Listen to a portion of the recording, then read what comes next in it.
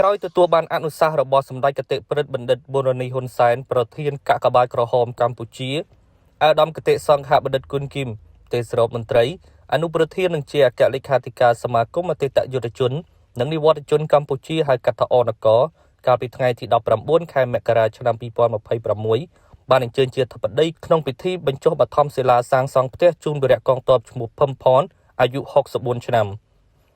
ផ្ទះមួយខ្នងខាងលើជាអំណោយដ៏ថ្លៃថ្លារបស់សម្ដេចតេជោហ៊ុនសែនប្រធានសមាគមអតីតយុទ្ធជននិងនិវត្តជនកម្ពុជា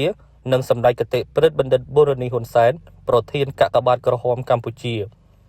ផ្ទះនេះនឹងសង់លើដីដែលកំពុងរស់នៅសពថ្ងៃរបស់វីរៈកងទ័ពរស់នៅភូមិដំណាក់ដង្កោឃុំក្ដុលតាហានស្រុកបាវែលខេត្តបាត់ដំបង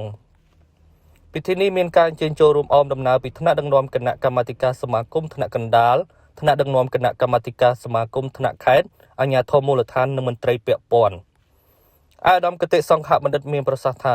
សម្ដេចតេជោហ៊ុនសែនប្រធានសមាគមអតីតយុទ្ធជននិងនិវត្តជនកម្ពុជាបានផ្ដល់អនុសាសន៍ជាប់ជាប្រចាំដល់ថ្នាក់ដឹកនាំសមាគមថ្នាក់កណ្ដាលនិងថ្នាក់ដឹកនាំសមាគមថ្នាក់រាជធានីខេត្តនៅទូទាំងប្រទេសក្នុងការពិនិត្យពីជីវភាពរស់នៅនិងដោះស្រាយរាល់តម្រូវការជូនអតីតយុទ្ធជននិងនិវត្តជនរូបណាដែលខ្វះខាតពិតប្រាកដ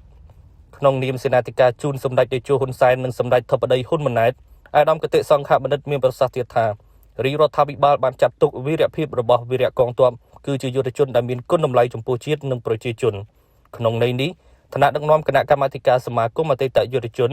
និងនិវត្តជនកម្ពុជាថ្នាក់កណ្ដាលបានចុះពិនិត្យនិងផ្ដល់ផ្ទះជូនអតីតយុទ្ធជនដែលមានដីអត់ផ្ទះជាបន្តបន្ទាប់ដែលនេះជាការយកចិត្តទុកដាក់របស់សម្ដេចតេជោហ៊ុនសែន